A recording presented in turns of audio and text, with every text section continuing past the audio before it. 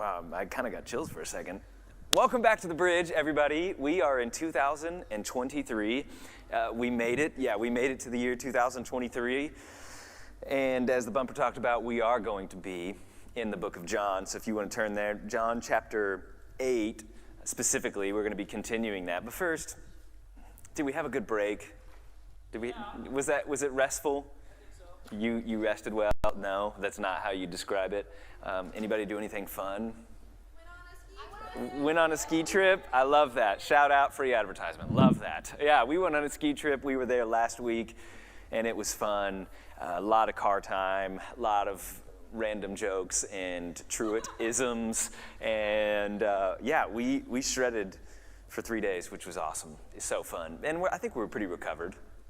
Feel rested? Yeah, I think so. Well, 2023 is going to have a ton of fun in it, and if you're new with us, welcome. We're really glad you're here. I love the spring semester, and the fall semester is fun in a lot of ways. We just meet a whole lot of new people, and we just kind of have a cycle of friends that jump in with us every single week, and so it's kind of constantly shifting, but usually in the spring, it gets a little bit more consistent in the people that show up, and so if the fall is about kind of widening our net, I would really say the spring is about deepening the relationships that we have and deepening our walk with the Lord. So we're excited that you're here just so you can kind of journey along with us as we grow in our walk with the Lord, but also our hope and our prayer consistently as a staff is that this would become your people, your community, your family, the people that you do life with, and hopefully that begins this spring, and we'll have some fun things to talk about of ways that can happen, but we'll get there later. We got to get to John because we're going to be in the book of John. We went through that in the fall semester,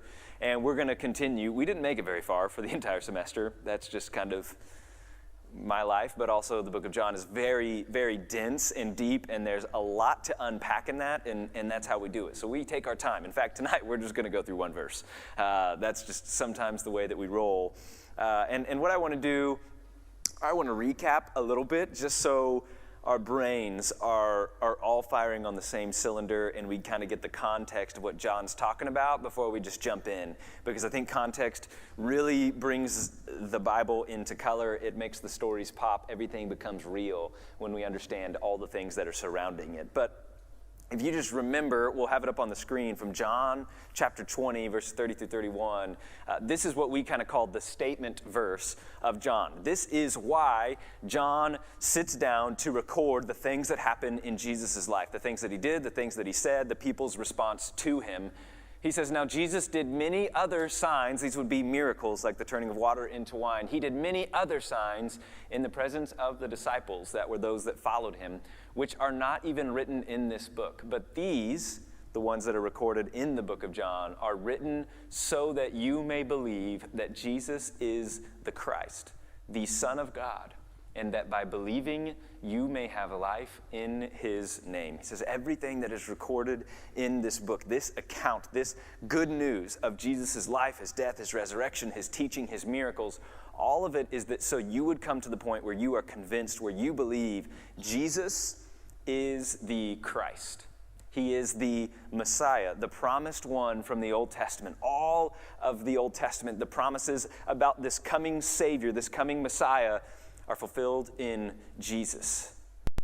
He is the Son of God, of the same nature of the Father, that he is God made flesh, and he came to this world with a purpose, and that all those who believe in him would have life. Not just physical life, the ability to breathe, but we who are dead in our sin now have life with him. That we have a relationship with God that was severed by sin, but now brought back by the sacrifice of Christ. So this is kind of laying out everything, what John is laying out for us, and specifically this spring, we are going to run into a lot of what we call the I am statements of Jesus. We went through, you saw those I am statements, and really what the scriptures are is telling us about God and who he is, what his nature is like, what his identity is, his character, and what that means for mankind. And what's really cool about these I am statements is that they give us one of the greatest glimpses of who Jesus is. And a lot of the things that he does, he compares it to the culture that was in Israel. He compares it to what the people were familiar with. So he talks about sheep, he talks about light, he talks about water and bread. He talks about things that were familiar to them to give them a greater glimpse of who he is, because he is the greatest teacher of all. And so we fortunately get to talk about one of those I am statements tonight in John chapter 8. But before we get to John chapter 8, we have to remember where we are in context. And that was John chapter 7. Can anyone, this is a pop quiz, but only one of you has to be right. So can anyone tell me what feast, what celebration was happening, what was taking place in John chapter 7? The Feast of Tabernacles, yes. Or the Feast of Booths, right? The what they would call, I can't even say it in Hebrew, so I'm not going to try, but S-U-K-K-O-T is kind of how we transliterate it. And what was that feast celebrating? Why did they celebrate this feast of tabernacles, booths, tents? What is going on there? What would they be celebrating? Harvest, yes, that is definitely, it kind of commemorates a portion of the harvest. What else were they celebrating? Grant, Mulholland. Taking the Jews out of Egypt, yes, which we would call, what did I heard? Exodus? Passover, yes. Okay, you're all right. You're all actually right. So one of the things, the big thing, and what Jesus is referring to the most in this story is their 40 years wandering in the wilderness.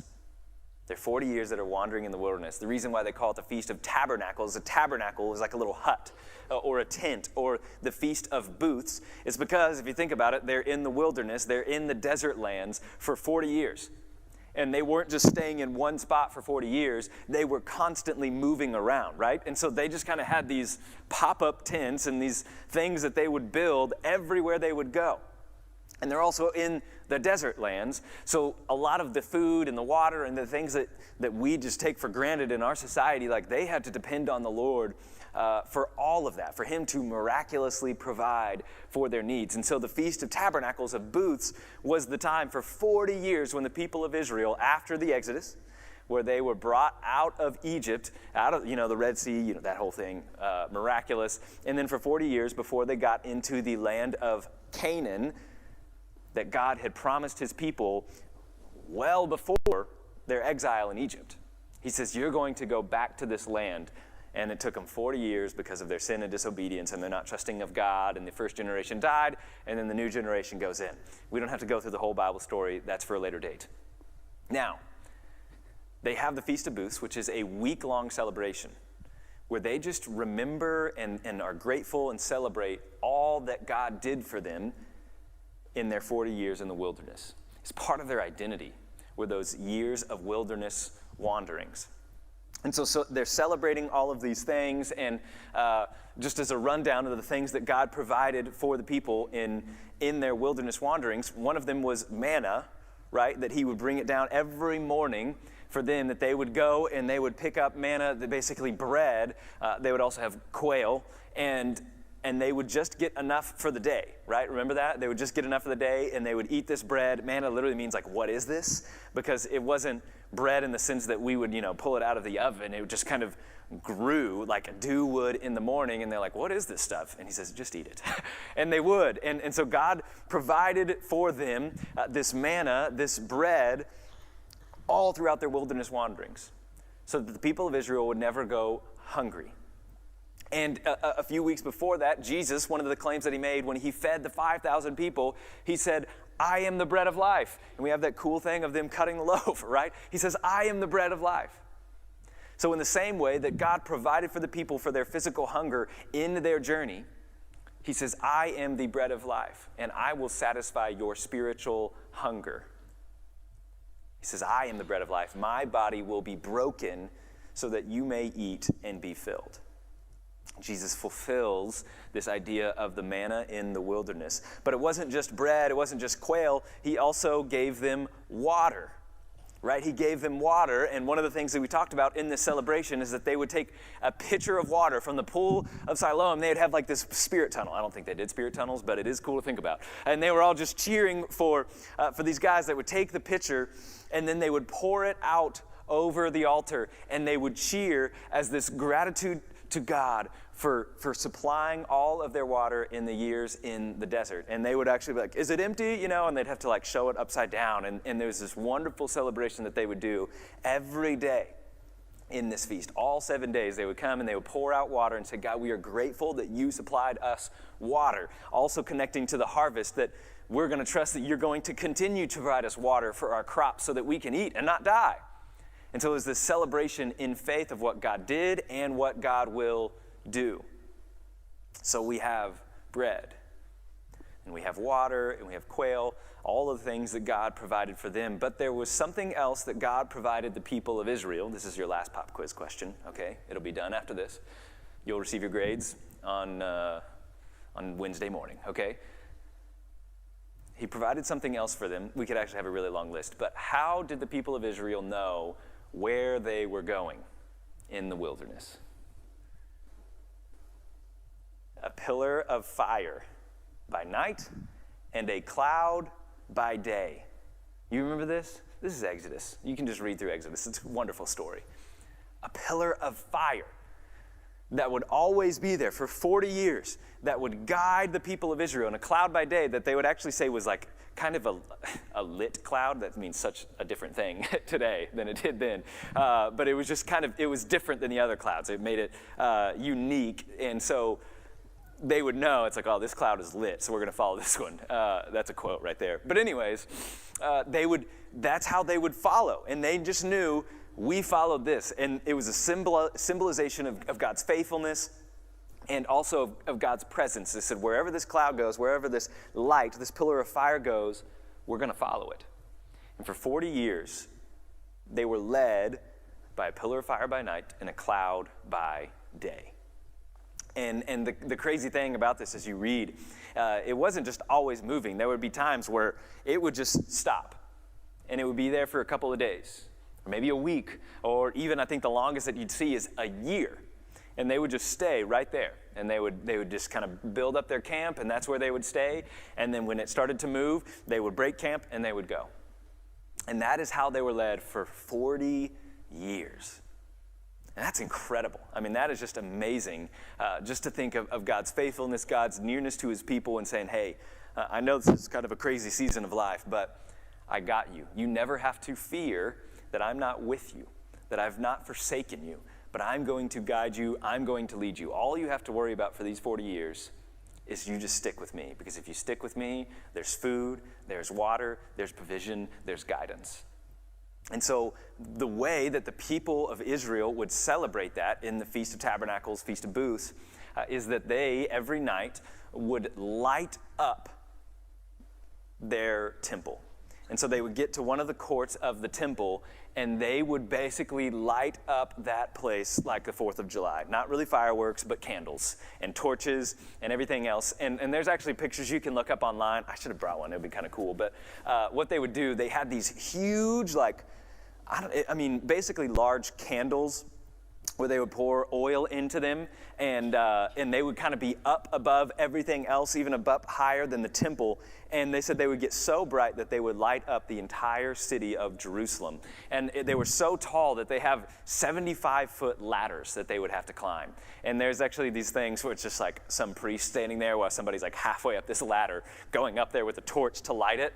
And I would not want to be that guy. I'm afraid of heights, and 75 feet in the air is really high. But when they would get those things lit, I mean, it was a spectacle. So they have all of these lights up in the court. The people are holding torches, and they're dancing, and they're celebrating into the evenings, and they would extinguish them during the day, and then they would light them again, and it was this huge, wonderful spectacle. I mean, absolutely beautiful. And this is one of the things that would happen in this feast and in this celebration. So be thinking of this, and this is all celebrating that God led us by light all through the wilderness. And we know at some point during this celebration, Jesus He says, if anyone is thirsty, come to me and let him drink. In the same way that they would pour out the water from the pool of Siloam over the altar, he says, hey, that provided you for a season. He says, I will provide for you forever. I am living water. And Jesus would fulfill that wilderness imagery.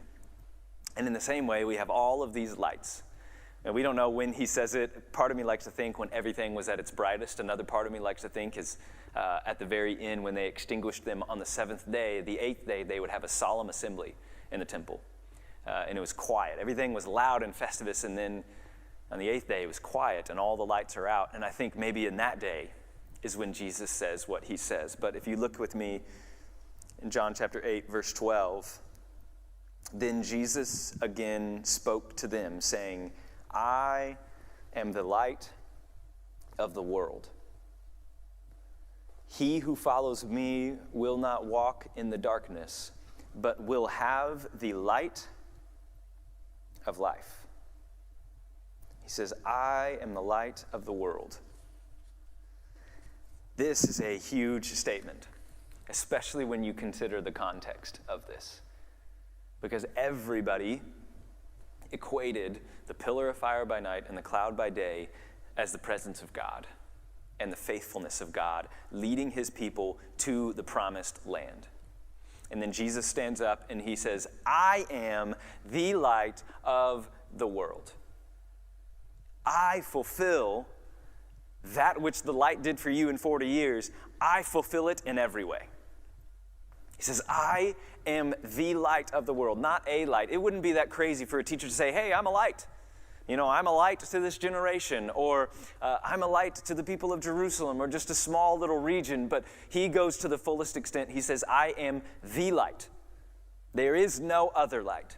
I am the only one. I am the sole proprietor of light, of the entire world, that the entire world looks to Jesus. So taking all of that imagery into account, what Jesus is saying here is that as the cloud during the day and the pillar of fire by night led Israel into the promised land of Canaan, Jesus is the light that will lead the people of the world into the kingdom of heaven, into eternal life that was promised. There was a promised land, the land of Canaan. That was the place of rest for them, the place that they belonged. And they had to follow that pillar of fire in order to get to the promised land. In the same way, if you want to be in the kingdom of heaven, if you want to have eternal life with God, if you want to be with him forever, there is one way.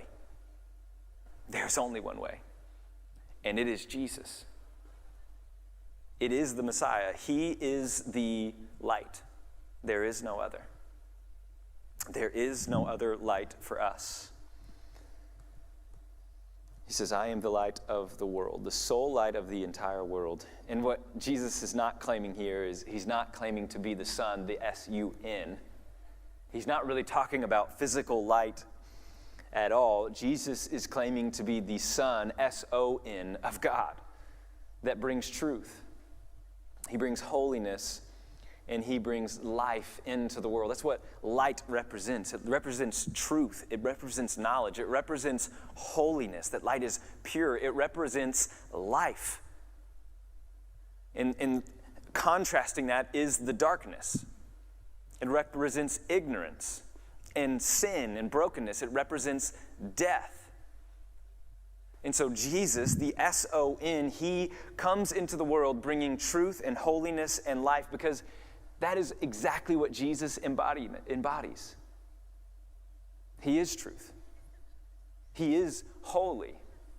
He is life. And so Jesus coming into the world, born of a virgin, to seek and save the lost, those who are lost in the darkness. That's what Jesus came to do. He says, I am the light.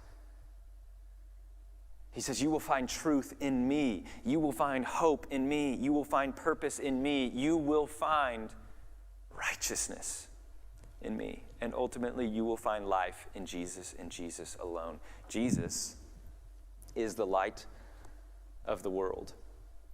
He will lead us to the place that God has promised of eternal life. and him and only him. Now this light, it's not just a light to be admired like you think about those temple courts. Everybody's just like, oh, this is very neat. This is very cool and pretty, and they'll take photos and whatnot. Like Jesus is not that kind of light. Jesus is not a light to be admired. We can appreciate him. We can worship him, but this is a light to be followed. See what Jesus says in the second part. Many of Jesus' I am statements come with a promise to embrace. Jesus, again speaking to them, said, I am the light of the world. He who follows me will not walk in the darkness, but will have the light of life. Jesus is a light to follow. Jesus is to be followed, not admired, not say, oh, he's a good teacher, or oh, he has some really good thoughts. Or yeah, I just kind of want to love because Jesus was loving. Jesus isn't just some kind of really cool thought, really cool idea, really cool movement that we kind of identify ourselves with. Jesus is to be followed wherever he may lead, just as the people of Israel followed the pillar of fire. Something to be followed. It's what Jesus is saying here. He says, I know the way out of the darkness of ignorance. He says, I know the way out of this darkness. And I will lead you into the truth if you follow me. He says, I know the way out of the darkness of sin. And if you follow me, I will lead you into righteousness. I will lead you into holiness. He says, I know the way out of death. And if you follow me, I will lead you into life. I know the way out of sadness and sorrow and brokenness. He says, if you follow me, I will lead you into fullness of joy. If you follow me, I will lead you to life. Eternal life. That's what following Jesus is. This is the invitation of the Messiah. So it's a really big question is, well, how do I follow him? What does follow me really look like? It was kind of easy for his disciples because he was physically there, right? He says, all right, we're just going to go with you then. We're just going to follow. And whatever happens next, we'll figure it out. It's kind of easy for the Israelites, right? Don't you wish sometimes like there was just a pillar of fire in the sky and you'd be like, all right, I'm just going to follow you now. And it'll just take you to UNT and you're like, oh, I didn't expect this, but okay. It's cheap, we'll make it work. That just kind of how life moved that way. There used to be these old commercials. I forget the name of the financial company, but they had that green carpet. It just kind of went places, and you just like invest there or do your stuff like that. And you just kind of wish life was physically that way. You're like, I wish I could follow that way. That would be really, really awesome. Well, one of the things that you can do, when you look at the word to follow, we can just look at the other ways that word is used. And we can kind of get a word picture based on the surrounding context. This is a great thing to do. And so you go to ancient literature and see all of the ways that they would use that word, and it helps us get a better sense of what that means. The best example that I can think of this, and Truett, I hope you're okay, but we had 21 hours in a van together, Truett and I and many others. And Truett just uses words, okay? He just has phrases, and he just says things. And half the time I'm like, what does that even mean? I just need him to like a Truett dictionary. Like, can you define that? And really the only way you can figure it out is by the other times he uses that word, but he just changes it. And so it's very difficult, and we had him like, I'm not going to say the sentence, you can ask him later, but we just had him like put a sentence together of all of his famous phrases and his favorite ones, and he said it, and it was the most simple thing, but I cried for like 30 minutes, and I can't really say anything else. It doesn't make sense, but all that to say, we just needed Truett to put things into a sentence in order so we could get a little bit more context of what he meant, because he couldn't define them. That was impossible. But and so it just created a little bit of a word picture. I'm like, so that's what that means, I guess. And then it would change the next day. But anyways, God's word does not change like that. And so when we see the word to follow, here's some of the other ways that the ancient literature would use that word. It would be used of a soldier following their commander. The commander, he would give orders, and that soldier would follow it. He said, whatever the commander would do, I will do it. It's used of a servant following his master. That whatever the master said, is that this is what we're doing today, or these are the things that I need from you, that servant would do exactly that. It's used of someone following a wise counselor. That they would sit under their teaching, that they would follow them around and learn from their thought and their ways and their perspective on life. It would be used of someone following the law obediently. It's used of someone following the law obediently, that they would follow everything that the law laid out for them, that was their standard, their code of conduct. It was also used as a student following the teacher's line of reasoning and argument. That a teacher would present to them a specific argument or a way of thinking or a logical line of thought, and you would follow it. You'd say, oh, I'm following. I'm tracking with what you're arguing or what you are trying to say.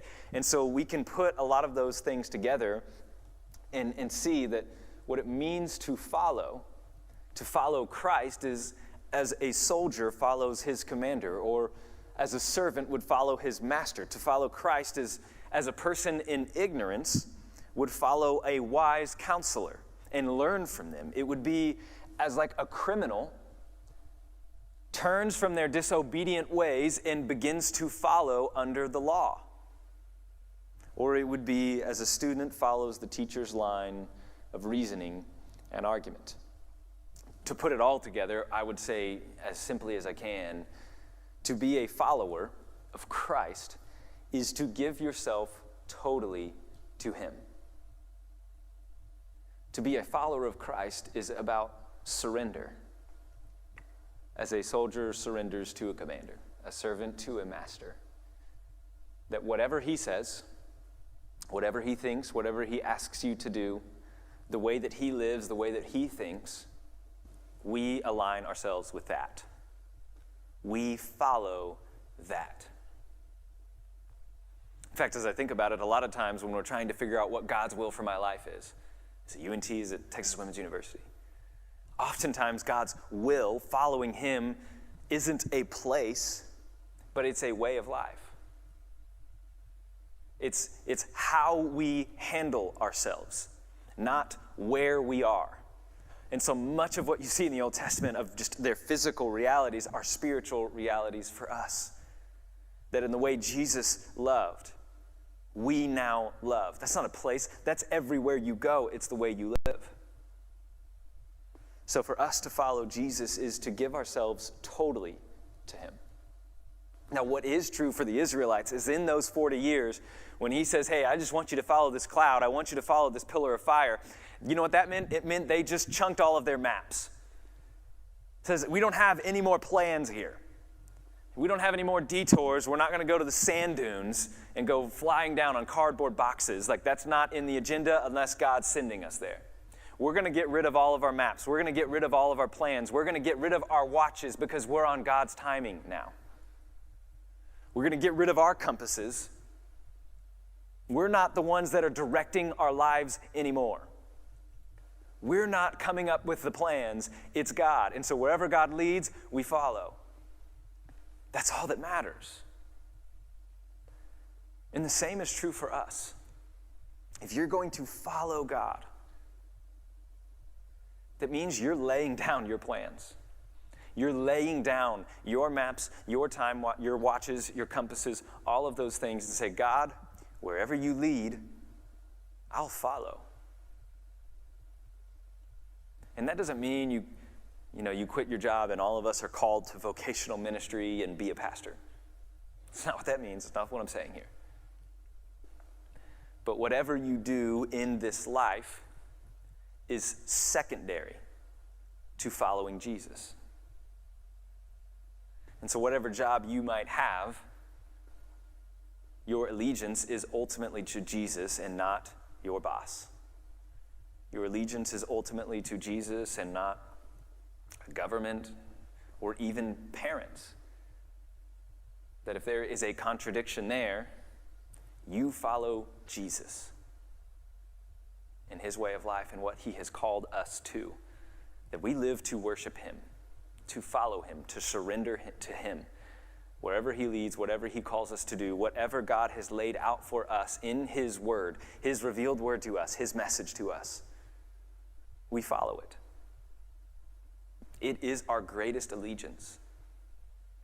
And so we do not always know where God is leading us physically, but we do know what God has revealed to us.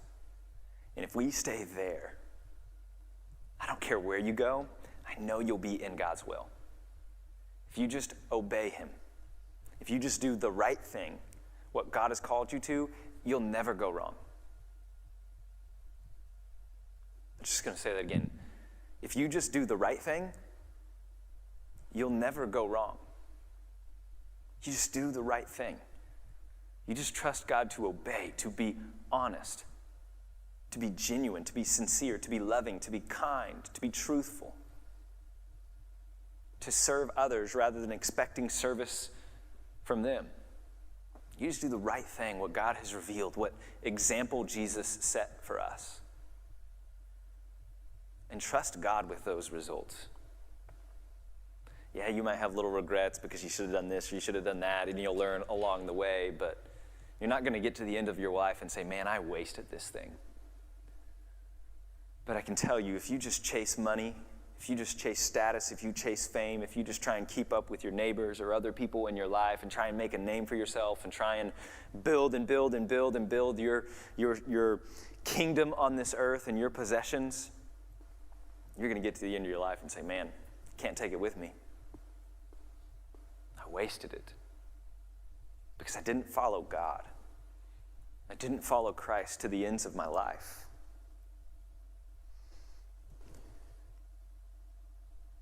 In summary, Jesus is not a mere addition to our lives. He's not. Jesus did not come to be an additive, just a little card in our pocket that when we pull it out when it's culturally appropriate or convenient for us from a whatever standpoint, we say, oh, I'm going to pull this out and really trust God for this one. I need God to pull me through. Jesus is not some addition. He's not some calling card. He's not a genie in a bottle.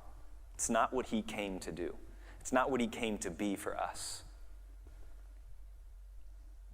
Following Jesus is a total surrender of your life to him. It's a total surrender. There is not a single area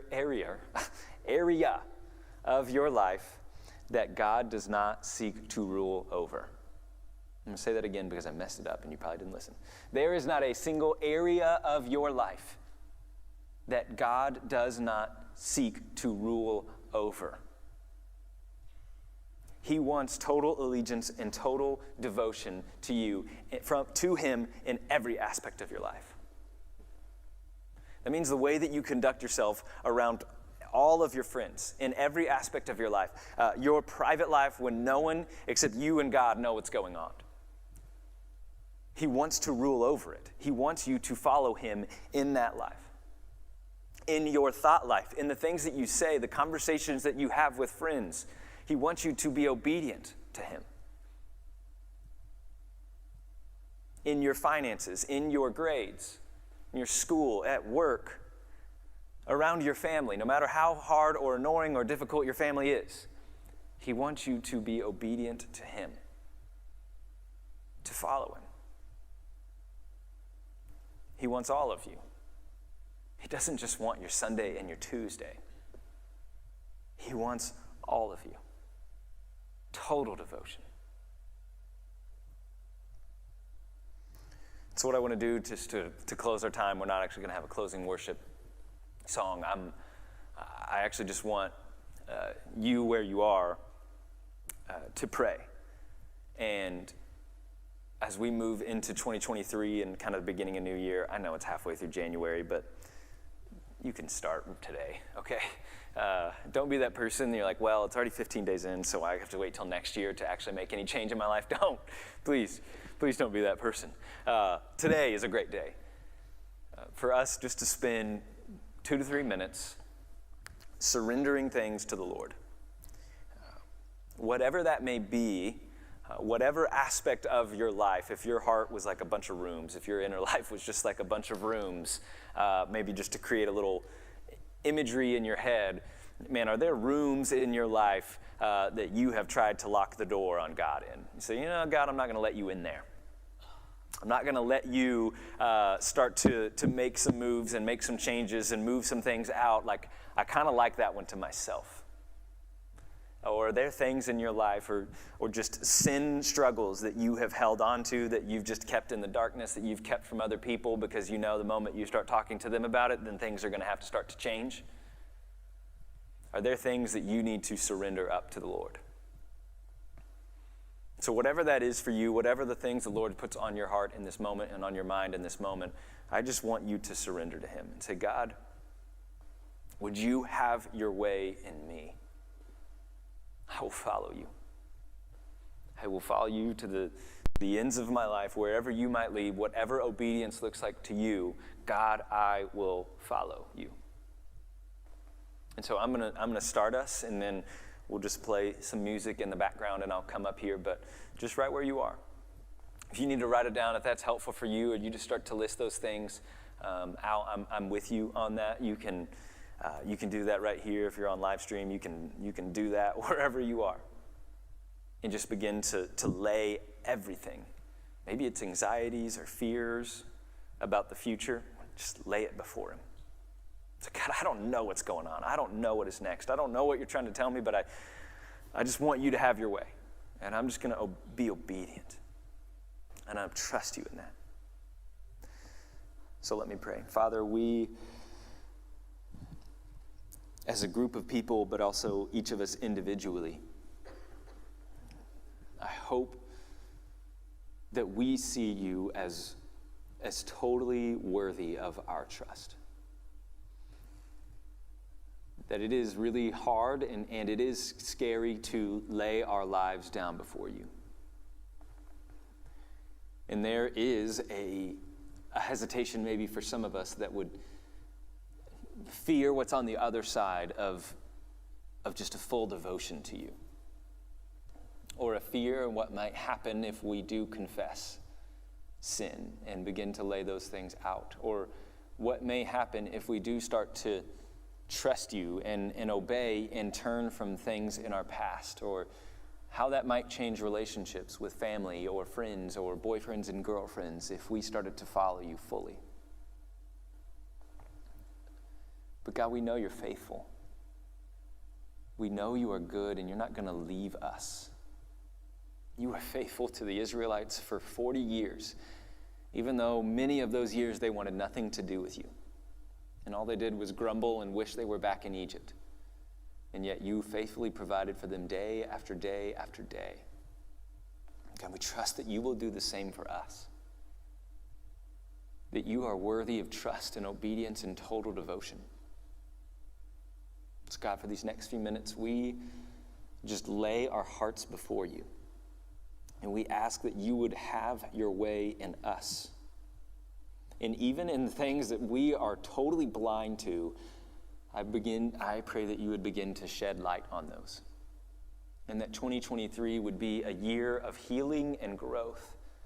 A year that we begin to forsake so much of the junk and brokenness that has shattered our lives, or that we have just been walking with pain and a limp or frustration or a bad cloud just hanging over us.